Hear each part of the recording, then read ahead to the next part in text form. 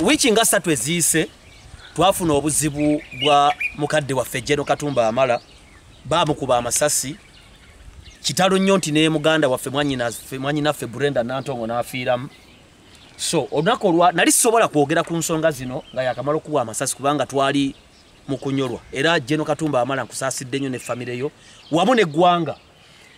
General Katumba Amala nga poliisi ekyanoonyereza kubanga yeesigala enoonyereza nange kankola ogwange nabagamba nti ndi media practitioner mundaba mu comedy mundaba mu bintu ebirala naye ate nva mu kkanisa buli muntu yenna atambula ku nsi ayina Katonda we gwasinza nga toliiwo tewali atalina ddiini ku nsi n'obutaba na ddiini nayo ddiini. So buli omu alina omwoyo ogumubeera emabega. Nze Dr. T Amale wadde bangi banjerega ate sikifaako buli muntu alina ebyamakulu bamujerega nva mu kkanisa naye waliwo ensonga nnyingi ezitasolovingibwa nga omusajja gwe bayita Tupac Shakur yali musajja muyimbi w'amaanyi n'olwaleero America abasajja abasinga okuba n'abanoonyereza baali mu kuzuulaniya mukuba amasasi oba oliawo nga waliwo abatono abamanyi. So waliwo ebitamanyiddwa ze tuyita mysteries. A mystery is something which is not easy to explain or understand. Nga wanayingi ajja biraba bulabi kyokka nga n'omujaso w'ensajja kubiraba bulabi. Kati nze mu perspective yange omutemu mba mumanyi eyakuba General Katumba Amala amasasi neegazaako kuba mwanyinaffe amasasi mba mumanyi ntya tewali kintu kibeerawo by coincidence. Era bw'oba otambula olugendo weegenderezanga nnyo obubonero obuli mu lugendo olwo kubanga buli kabonero kalina kye kategeeza buli kintu kirina kye kitegeeza gweoba totegedde kitegeere. Bw'ojjukira obulungi abasoma Bayibuli ensonga z'abantu okwegugunga muwage tezakatandika zatandika dda. Ojjukira Yesu bamukuba emiggo gyali 39 balina mukubaana. So siri leero nzekka nina n'omu ku basumba bange musumba Ashamix agenda kubannyonnyola ensonga za numbers naddala ng'asookera ku ya Mukama waffe Yesu Kristo yakubwa emiggo 39 ajja binnyonnyola. Naye omutemu yoono mu bufunze bakuba General Katumba amasasi ne battiramu muwala we ow'emyaka 32. Bino byonna agenda kubinnyonnyola numbers kye zitegeeza. Buli general w'omulaba aba akiikirira generation. Generations oba a generation is represented by generals in different mountains. Waliwo ba generals abali mu media nga ba Bebe Cool ba Ndawusi ba Kamiliyoni ba Abe Mukibi n'abalala. Waliwo ba generals abali mu magye, waliwo ba generals abali mu poliisi, waliwo ba generals abasumba nga ba Pastor Bujingo, Pastor Kayanja, Pastor Serwadda, Pastor Senfuma, Pastor Namutebi ne ba pastor abalala bonna nga bo bamanyi. Buli waliwo ne ba generals nga ba engineer. So buli field erimu ba generals abali presenting a generation. Kakati ngenda kuwayo ka simple quiz. Gwe nnyini ozuula omutemani yakubye General Katumba Amala amasasi. Ngenda kutandikira ku kifo ekikyasinze ekimanyiddwa okuleeta abantu ne bafuuka ensonga mu Uganda kyekifo ky'e Masaka.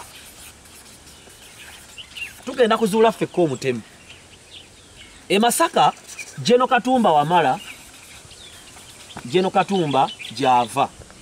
General Katumba n'azaala omwana omugenzi kati Brenda Nantongo. Dr. T Amale yawa kanisa era mutabani wa musumba Sara Pastor Sara Mikisa oyo general mu kanisa n'aleeta Kafeero oba Dr. T Amale. Ne tugenda ku general omulala mu ngeri ye omukulu Franka Gashumba. Franka Gashumba ayina muwala we bamuyita Sheila Gashumba. Kakati waliwo tamanyi bazadde baabwe naye nga weebali okuli Kaye Wisdom, okuli Honorable Segirinya ono wa People Power, omuli Ashibaga Kato, bano bonna bantu be Masaka ate ffenna bw'otwetegereza wano tuli mu 30s. Brenda Nantongo, Kafero Innocent, Dr. T. Amale, Sheila Gashumba, Kaye Wisdom, Honorable Segirinya, Ashibakato, Mr. Tamale Mirundi. Mr. Tamale Mirundi, Aina Mirundi Junior. Kakati bano ba generals abalidinga generation yene eri mu kuggwako kubanga Jeno Katumba Wamala ali myaka nkagamu atenga jukira tulina types of generation ziri 3 walo generation ey'emyaka 4 walo generation ey'emyaka 7 ne generation ey'emyaka 10 ekitegeeza nti generation bano bonna bemmenyi wano abasinga bali mu gwa mu generation ey'emyaka 7 bali mu kumaliriza obuweereza bwabwe abamu bali mu kugenda wano. Kakati the question is Jeno Katumba Wamala aina Brenda Nantongo, Pastor Sarah Mikisa oba kanisa ina Dr. T. Amale, Frank Gashumba aina Sheila Gashumba, Kaye Wisdom, People Power, Erese Jeno Honorable Segirinya, waliwo Ashibakato, waliwo omukulu Tamale Mirundi Junior. Lwaki Brenda yafudde? Nti bwe tutunuulira ebyafaayo oba ne bwe tusoma Bible always omuntu omulungi yafa. Kubanga Uganda eri mu nkyukakyuka nga bagenda otunnyonnyola nti emyaka 42 gyaweze ate ebintu byonna bikyukira oba ensi yeetema sipeeya kasiteweze emyaka 42. Buli myaka 42 ebintu bikyuka. There is a transition. Uganda eri mu transition on all mountains. Kakati omubi kubanga mu nsi waliyo abantu ababi aba anoonya transition ebeerewo nga ya bubi. Kati mu buli mbeera eyo omuntu ajjanga awunya oluyesu ng'ali mu Katonda ensi egenda kumukuba amasasi oba ogenda kumukuba amayinja. Pilate yabuuza nti bannanga omusajja Yesu nga simulabako buzibu nti ffe mumukomerere ffe omubbi gwe twagala. Kati bwe weetegereza ani ensi gweyagala? Brenda Nantongo yakubwa amasasi kubanga Brenda Nantongo yagenda okusikira generation ya Jeno Katumba era babadde bamutaddemu ensimbi nnyingi nnyo okukola omulimu ogw'obuvunaanyizibwa. Pastor Sarah Mikisa atendese Dr. T. ebbanga ly'otamanyi liri mu myaka nga 8 oba 9.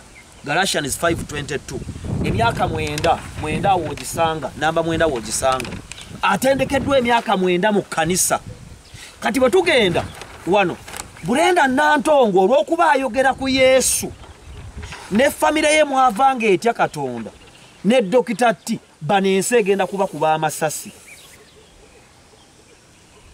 Naye bwe twetegereza Jeno Gashumba yatuleetedde Sheila Gashumba.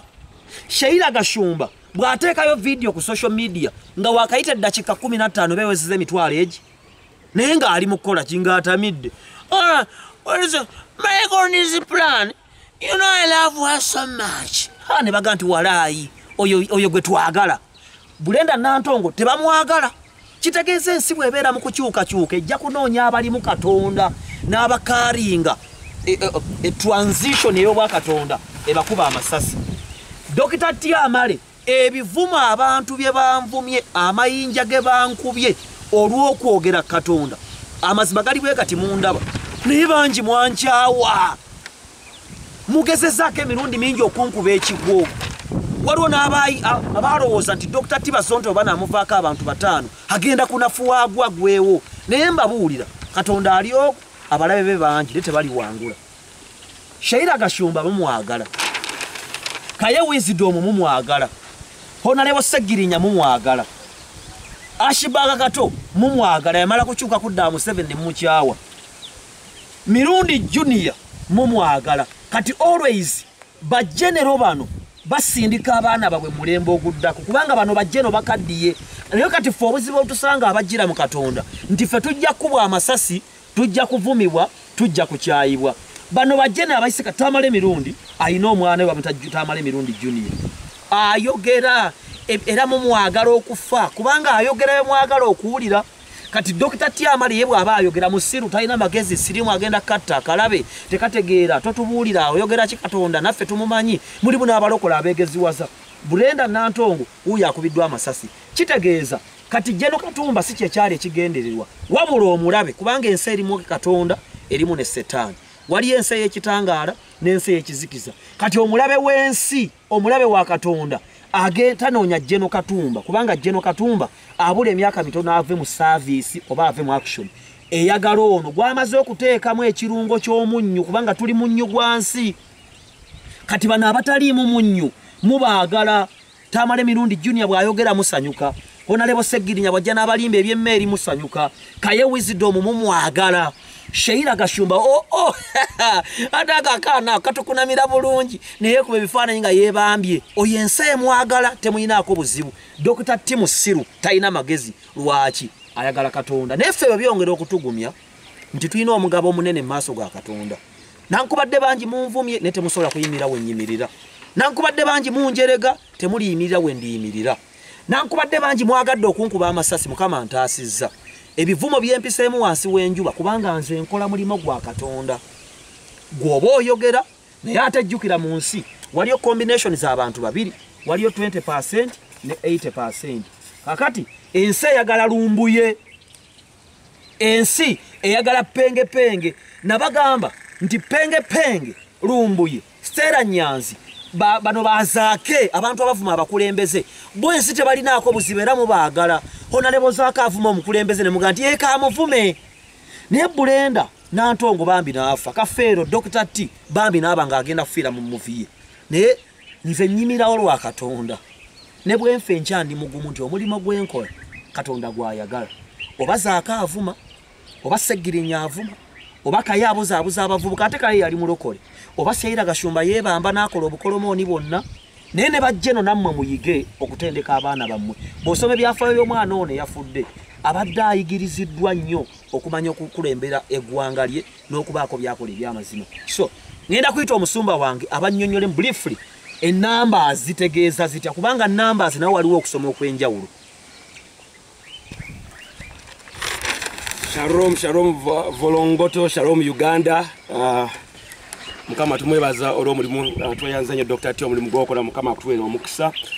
Briefly njagala okugatta ku kigambo ekyo ekya nnamba okuva mu 1979 the president of Uganda yayingira mu nsonga z'okuyamba eggwanga lyaffe era mu nsonga za nuka erina akabonero ak'omwenda oba ettabaaza ez'omwenda kubanga eggwanga lyaffe Uganda lyayitibwa okwaka n'okutuuka leero we twalondedde gavumenti empya twakatwala emyaka 42 ekintu ekitutegeeza nti eggwanga lyaffe lituse mu transition mu Matayo emu gwali eyinza okuba nga otegeera bulungi omulembe oguzaala okufa kwa Aburahamu paka ku Kristo kulina emirembe era kubineera paka Yesu wazaalibwa era ekituwa ennamba eyanamu ebiri tukyali nno mu 42 day lockdown tukolamu omulimu katusubire nti enammwe gye muli efuuse ensonga ennamba eyo nkulu ku lwaki kubanga ekitabo kya Exodus kirina chapters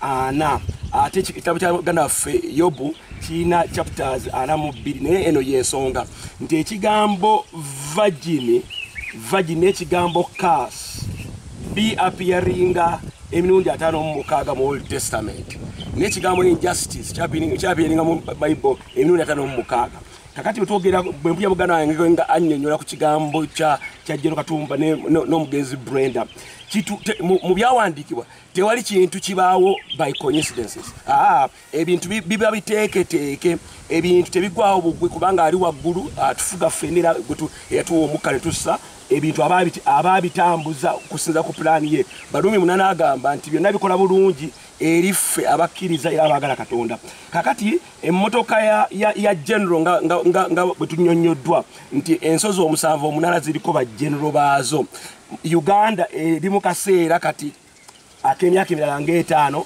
okusolidifyinga transition eyo tuli mu nkyukakyuka era kabineti empya wagirabye nga akabonero kenyininyini ak'enkyukakyuka tuli mu bibonero nga bataata akatiba kawabaani abaana naye ekisinga okuba ekikulu be baana okubanga beeteeseteese kyokka n'ekisinga atera okuba ekikulu ku ekyo be bataata okubanga bateeseteese abaana bulungi era omulabe Stan tayinza kukkiriza baana kumala gatambula nti the devil is looking for the children of the generals to armor them with a kind of 42 kubanga 42 eno etuwa ekifaananyi kyo olugendo an exodus n'engeri gy'otambuddemu mu yeekaalu Musa gye yalaba ku lusozi efaanaganako bweti nja kusaba ogyetegereze atera okusoma ebyawandiikibwa nti erina ebibya mukaaga 1 2 3 4 5 6 ebibya bino byatondebwa n'ennamba 7 kati bwe tugikubisaamu etuwa 4 mu 2 ebibya bino biri mukaaga jjajjaffe Musa bye yalaba era ebisangibwa mu temple kakati ebibya bino tuzita vessels, the vessels of the journey. So our steps are 40, but actually the sealment is in 42. Kati 42 lebanga ya nsonga era ya nkizo ere gwanga ya Uganda. Omukuba kitaffe Paulo yali awezezza emyaka 5 mu mukaaga. Mu Acts 2 wasinkana n'abako n'asomesa okuwanvu mu kiro waliwo omuvubuka yali atudde mu dirisa n'agwa era yali agenda kufa naye emyaka gya Paulo awo record ye yetuwa nti yali alina emyaka 5 mukaaga emyaka 5 mukaaga girina ekifaananyi kya 5 n'omukaaga jjukira Bayibuli egambye nti tunaakolanga ennaku mukaaga ate olw'omusanvu tunaawummulanga tunaafunanga Shabati kati ate 5 tugiyita Jubili obulamu bw'omuntu mu butonde kibugwanira okubanga yalikoze nti waatukira emyaka 5 ali mu overflowing ali mu kulaba bazzukulu be nga batinta kati ennamba zino bwe tuzifuna 5 mu mukaaga okufa kwa Brenda tekuza kuba by coincidence kutuwa ekifaananyi ekigenda mu maaso ku mountains enjawulo nti amasasa agagenda mu mmotoka eno emu ku oyo ba general mu mmotoka gaali 5 mmeka mu mukaaga kyokka amasasa agakubwa mu walabu era muganda waffe omugenzi gaali 52 kubanga 42 kubanga omulabe ayagala okusaanyizibwawo ddala bw'oba ojjuka ekyandika mu First Kings Elisha ava okufuna manto okuva ku Elijah nga waddewo transition aba yakafuna bwati waliyo abalenzi baali 42 ne bajja ne bamugamba omusajja gwe olina ekiwalaata mulengere era Bayibuli eteniya tebaali bubezi innocent naye abaana abo baali abaana abasinze ebibumbi abatassa kitiibwa mu Katonda baali presenting abaana abo baali ekyawandiikibwa kiri mu First Kings 20 years around there abana bazi katulira mulembe ng'abantu bajerega mu 7 kirabe kisiru era bwetegereza ku live